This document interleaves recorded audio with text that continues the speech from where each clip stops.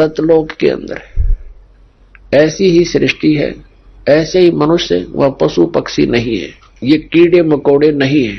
वहां सदाबहार वृक्ष है और सदाबहार वहां के काजू किस्मत सेब संतरे और फल फूल फ्रूट सारे सदाबहार हैं। वहां जाने के बाद प्राणी ना वृद्ध होता, ना उसके अंदर उसकी मृत्यु होती। अपने आत्मा यदि हमने वहां जाकर के नए धक्के खाने हैं, डोट बनकर घूमना, क्या आनंद होया? वो खाक आनंद है।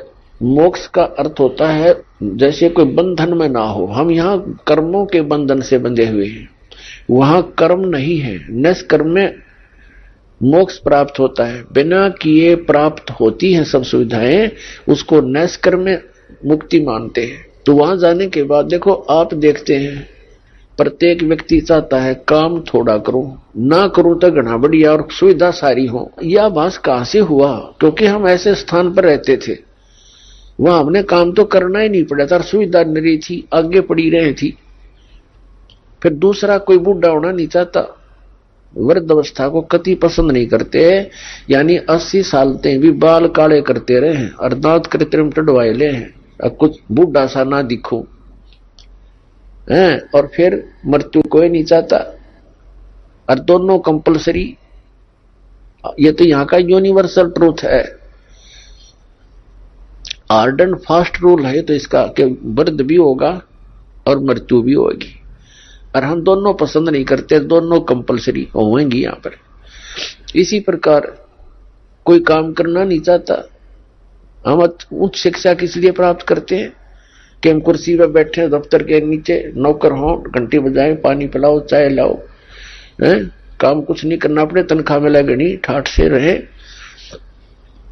तो ये हमारी प्रवृत्ति जो यहां हम एक नकल कर रहे हैं, एक लकीर पीट रहे हैं सतलोक के उस सुख को भूल कर, उसको छोड़कर, और वो वही प्राप्त हो सकती है बबूल के पेड़ पर। यदि कोई आम खोज रहा है बबूल के वन में और वहां कोई आम ढूंढ रहा है, उस जैसा मूर्ख नहीं। तो हम इस बबूल के वन में, इस काल के लोक में, और वो सुख खोज रहे हैं सतलोक वाले। यहाँ के स्वर्ग महास्वर्ग में भी वो सुख नहीं है। तो वो बातें परमात्मा ने हमें याद दिलाई हैं। तो प्रसंग चल रहा है कि सतलोक के अंदर आपको मनुष्य शरीर मिलेगा। वहां 3 पोर्शन है सतलोक के। जैसे अपने कैपिटल है, राजधानी है दिल्ली, और दिल्ली एक स्टेट भी है।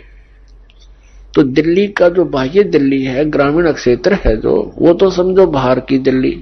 फिर बीच का बाजार आ गया, और फिर प्रधानमंत्री यानी अपना सेक्रेटरीट जो राजधानी स्थल है। ऐसे ही वहां का विभाजन है। तो बाह्य जो क्षेत्र है कति बाहर की साइड का सतलोक का, उसमें बाग बगीचे, फल, झरने, नदियां बह रही है। उसके नेक्स्ट जो सेकंड पोर्शन है, उसके अंदर पूरे आपके बहुत सुंदर सुंदर महल बने हुए जो खाली पड़े हैं, जहां से आप आए हो छोड़कर। एक एक परिवार का पूरा द्वीप है। जैसे आप किसी भी अधिकारी, कर्मचारी या पैसे वाले सेठ के मकान को देखोगे, वो क्या बनाता है? बड़ी कोठी हो, एक अच्छा आगे आंगन हो, लान जिसे बोलते हैं, और उसके अंदर फल फ्रूटों के पौधे पादे लगे हों, बगीची बनी हो, झरना लगा रखा हो, तालाब हो। इस तरह की हम सुविधा खोजते हैं। और हम पिकनिक मनाने जाते हैं, पहाड़ देखने आ जाते हैं, बड़े बड़े सुंदर स्थान, झरने देखने जाते हैं। ये हमारा स्वभाव वहां से बना हुआ है। और यहां तो हम जाते हैं, वहां जेब कटवा कर आ जाते हैं, 10,000 रुपए ले गए कुल्लू और मनाली मई जून जुलाई में, और अपने पैसे खर्चो, वह कुछ दिनों के लिए इधर उधर सैर सपट्टे करो और पैसे बर्बाद करके वापस आ जाओ। यहाँ का तो ये सुख है। और सतलोक में जाने के बाद वो कभी अभाव नहीं, कोई खर्च नहीं, और किसी किस्म का कोई वहां दुख नहीं। अब हम कोई मरना नहीं चाहते, और ये परिवार बना रहो, हम मरा नाम न कति जरूरत नहीं चाहिए, दुखी और भी हो जावा। हम यहां से नहीं जा सकते, तो जरूरत ही नहीं हमने जाने की फिर। लेकिन यह मृत्यु खतरनाक हमारे लिए और वृद्ध अवस्था, और ये सारा वहां होगा और वहां फिर दुख नहीं, कोई काम नहीं, अपना बहुत ही सुविधा है आपको। वहां भी आपको परमात्मा की याद बनी रहती है, परमात्मा की जो सिमरन वहां भी आपने करना होता है। उस सिमरन का इतना आनंद आता है, कई व्यक्ति सोचते हैं फिर वहां करें क्या, वहां परमात्मा की याद, वहां बहुत सब सुविधाएं हैं जो या वर्णन नहीं कर सकते। वहां आपको पता भी नहीं चलता कितना समय बीत जाता है और आप सदा सुखी रहते हो। कोई राग द्वेष नहीं, कोई ऐसी चीज का अभाव नहीं जिससे राग द्वेष बने, कोई छोटा बड़ा नहीं, वहां पर सबको एक जैसी सुविधा। तो ये सतलोक के अंदर सभी सुविधाएं हैं और वहां पूर्ण मोक्ष है वो प्राणी, कोई प्रतिबंध नहीं। क्योंकि जितने भी यहाँ कानून बनाए जाते हैं निकम्मे आदमियों के लिए बनते हैं। जो नागरिक अच्छे होते हैं वो तो वैसे अपना सद्भावना से रहते हैं, वो कोई अपराध करते नहीं। तो वहां सभी नागरिक सही हैं, उनका कोई द्वेष नहीं, राग नहीं, क्योंकि यहां से वही प्राणी जाएगा जिसका नेचर सुधर जाएगा और भक्ति धन हो जाएगा। तो यहां आपका व्यवहार और स्वभाव सुधारने के लिए प्रैक्टिकल कराया जाता है।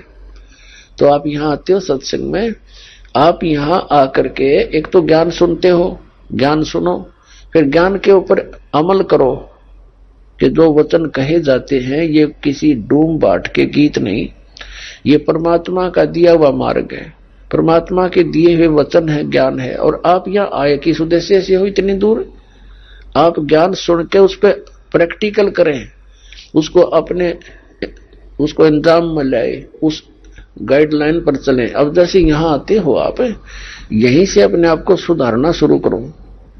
जैसे सभ्य लोग होते हैं बस में बैठे और कोई देखा कोई वृद्ध है, उसको कहते हैं अपने साथ एडजस्ट कर लेते हैं, आओ आप बैठ जाओ। और कुछ ऐसे नेक होते हैं अपनी सीट छोड़ देते हैं, आओ जी आप बैठ जाओ। तो पुछले पुण्य कर्मी प्राणी है वो, ऐसे स्वभाव जिनका बना हुआ है। अरे किन्हों का क्यों खड़ा रहे, तो वो कैसा व्यक्ति है। तो ऐसे ही आपने ये एडजस्टमेंट, ये प्रैक्टिकल यहां करना है। किसी चीज की कोई अभाव हो भी जाए तो उसमें ज्यादा व्याकुल नहीं हो, अपने आप को एडजस्ट करना सीखे, एक दूसरे को अपने साथ सेट करके अपना टाइम ऐसा बढ़िया बितावा। 3-4 दिन आ रहा हो इतने, तो इसी प्रकार उन्हीं को वहां जाएगा जिसका स्वभाव भी बदलेगा और आपका अंदर अभिमान कम हो जाएगा। अभिमानी प्राणी वहां नहीं जा सकता। तो यहां से आपको बिल्कुल सुधार के और भक्ति से परिपूर्ण करके तो वहां भेजा जाएगा। तो वो व्यक्ति फिर वहां जाकर एक सभ्य समाज बन जाएगा। वहां विकार होते ही नहीं, क्योंकि वो शरीर ऐसा नहीं है, वहां विकार नहीं।